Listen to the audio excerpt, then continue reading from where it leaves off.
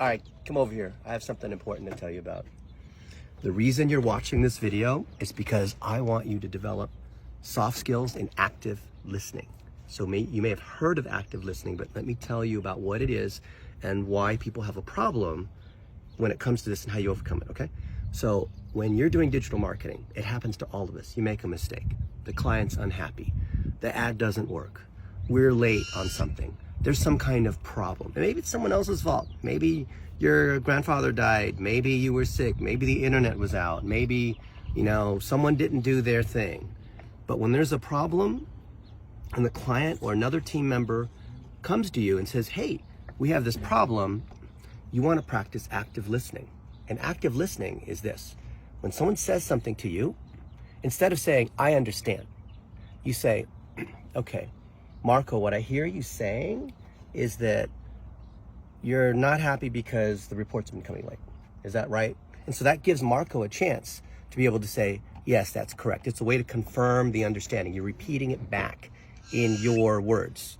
So the number one way to determine when someone is not doing active listening is when they reply back and saying, yes, I understand.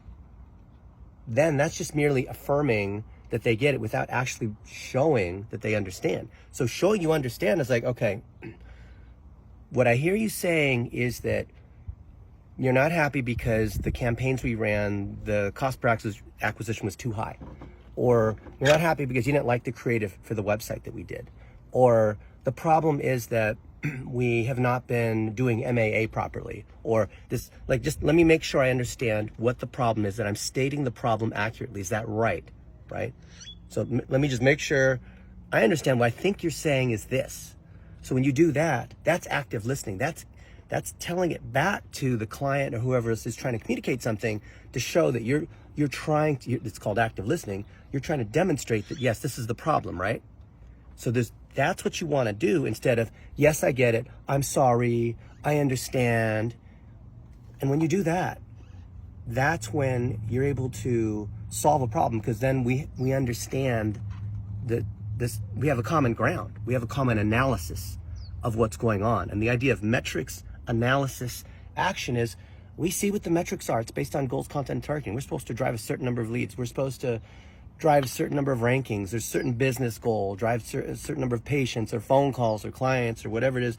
And when we don't hit that, or when something doesn't seem to be right, we have to acknowledge that there's a problem. And the hardest part with active listening is being able to admit when you've made a mistake. I understand the urge to try to deny the problem, to try to pretend the problem doesn't exist, to try to ignore it, to try to say, yes, I've already fixed it, or no, there's never been a problem. But that doesn't make it go away. Active listening is, yes, I acknowledge there's a problem, and this is the problem. Let me honestly admit that this is the problem, not just I understand, right? And then, based on a common understanding, here's what we need to do to fix it. So if you're watching this video, I want you to be able to say, what is the number one way to determine when someone is not doing active listening? I just told you what it is. And then number two, when someone's trying to tell you something, especially when it's a problematic situation where maybe you've made a mistake or there's some kind of problem, the client's unhappy, that's especially when you need to practice active listening. So I hope you apply this. I hope you see how it ties with MAA. I hope you see how it ties with general communication skills. And I want to see you do better. This is something that happens to all of us. It happens to me too. I find sometimes that I'm not listening carefully.